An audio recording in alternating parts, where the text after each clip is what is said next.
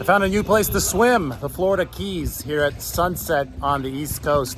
Not a bad spot for an NFL update. It's been a busy afternoon on my way down here from Miami. The Bears re-signed Jaylon Johnson, the star cornerback. The 49ers had actually been interested in trading for him before the deadline. Johnson's actually from Fresno, Central High School. Shout out back home to the 559. A long way away from here. $19 million a year for Jaylon Johnson after he had received the franchise tag. So the dream of the 49ers, getting Jaylon Johnson, that could have been the closest thing to them picking up somebody like Deion Sanders in this year that they're trying to get over the hump.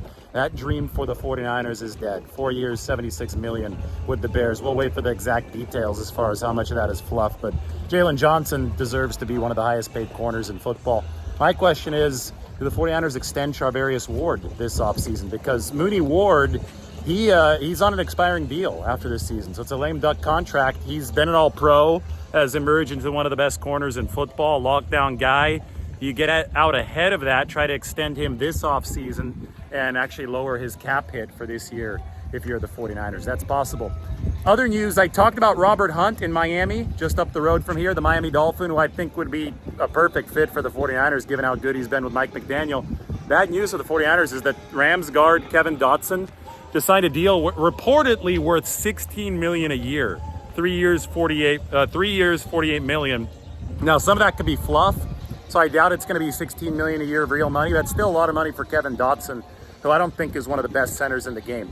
Free agency might be an overinflated market this year because the cap sharply rose, so agents are going to be demanding a lot of money. There's some good players out there, but you always have to overspend in free agency. And when we talk about Robert Hunt, I think he's a better guard than Kevin Dotson. If Dotson went for $16 million a year, even if it's funny money, Robert Hunt from the Dolphins wouldn't come cheap for the 49ers. Why the draft is so important, why hitting on those 11 draft picks is so important, because, you know, people have been talking about DJ Jones, the former 49ers defensive tackle. If he no longer is going to be in Denver, can the 49ers get him back?